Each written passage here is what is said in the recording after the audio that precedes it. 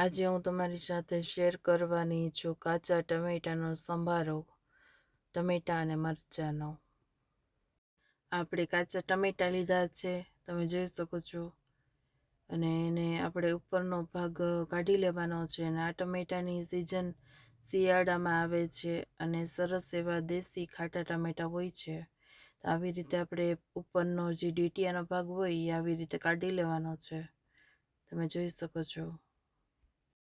ઉપરના ડીટીયાનો ભાગ કાઢી લીધો છે આપણે. અને ત્યાર પછી આવી રીતે આપણે બે ભાગમાં પહેલાં આપણે સમારી લેવાના છે.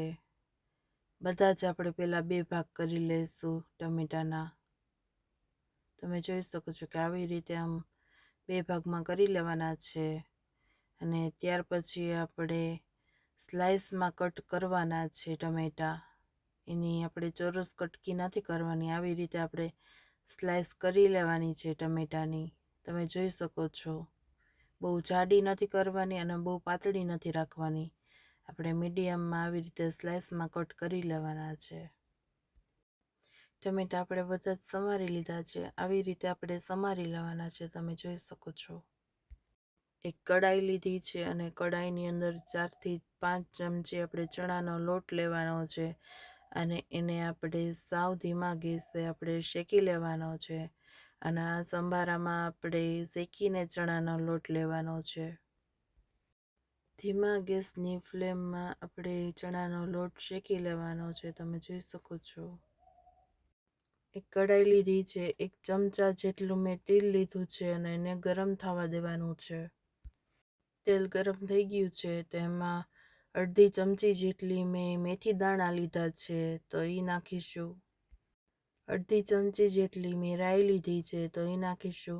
રાઈ અને મેથી દાણા છે એ સરખા આપણે ચોળવવાના છે. અડધી ચમચી જેટલી હિંગ નાખીશું. અડધી ચમચી જેટલી આપણે હળદર પાવડર નાખીશું. ત્યાર પછી આપણે સમારેલા ટામેટા જે છે એ નાખીશું.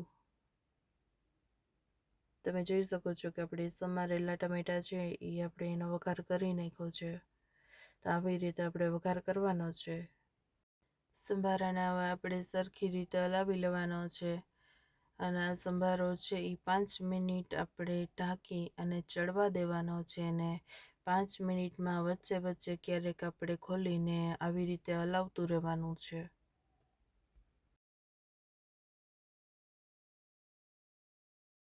5 મિનિટ થઈ ગઈ છે અને આપણો સંભારો છે એ સરસ ચડી ગયો છે, તમે જોઈ શકો છો. અને સંભારો છે આપણે તેલમાં જ ચોળવાનો છે, એમાં આપણે પાણી નથી નાખવાનું. તો સરસ સંભારો આપણો ચડી ગયો છે.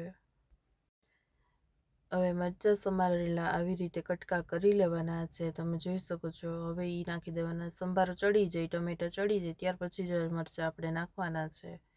અને મિક્સ સરખું કરી લેવાનું છે. હવે આપણે શેકેલો ચણાનો લોટ નાખીશું. અને લોટ છે એ જોઈ એ પ્રમાણે જ આપણે થોડો થોડો આવી રીતે નાખવાનો છે. બહુ વધારે પડતો નથી નાખવાનો.